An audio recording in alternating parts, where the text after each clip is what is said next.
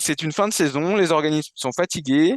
On n'en a pas beaucoup parlé, mais Casper Ruud, actuellement, n'est pas qualifié pour le Masters, hein. Ouais, ouais, ouais, Il ouais. est Bah, dixième, c'est plutôt assez logique aussi au vu il de est sa dixième saison quand même. mondial. C'est logique au vu de sa saison, mais on parle quand même du finaliste sortant du Masters et du finaliste aussi de Roland-Garros.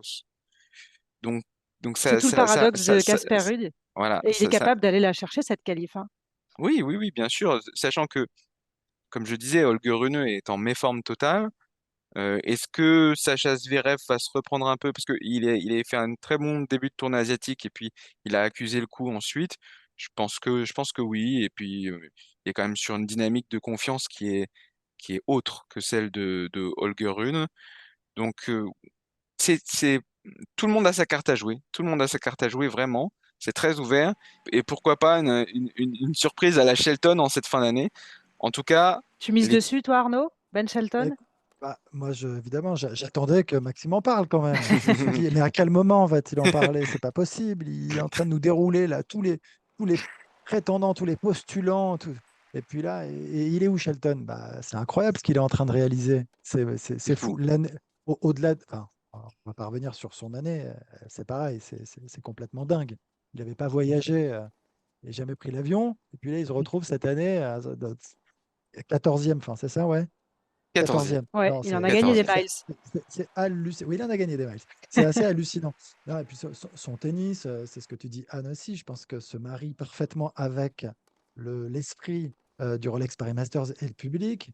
Donc, il peut faire des étincelles. On va voir comment il va arriver, dans quelle disposition physique, dans quelle disposition mentale, parce que l'enchaînement, quand même, il est lourd. Et bon, après, il est jeune, il y a encore cette innocence, on sent cette fraîcheur, on sent cette envie. Et en effet, après, moi, juste, enfin, encore une fois, par rapport à tout ce que tu avances, Maxime, il y a juste que le master, c'est le Graal, c'est donc une pression très importante. Et même si tu y as déjà participé, c'est un objectif de tous les instants, pour tous les joueurs. C'est quelque chose d'exceptionnel de pouvoir participer aux Masters, aux Finals. Donc, euh, donc forcément, tu peux passer un peu à côté, ça peut te crisper, ça peut te tendre, tu peux y penser beaucoup quand t'es pas loin comme ça, il y a tout un petit paquet là qui se tiennent dans un mouchoir de poche, réussir à tirer son épingle du jeu. Donc, on sait qu'il reste pas beaucoup d'occasions. Il faut pas se louper. Et c'est là où justement, on va voir ceux qui ont peut-être fait des programmations plus cohérentes, ont été plus pertinents dans leur année. Tout ça, en fait, c'est très intéressant parce que c'est en fin d'année vraiment que tu récoltes un peu ce que tu as semé finalement tout au long d'une année qui est longue, qui est éprouvante à tous les niveaux.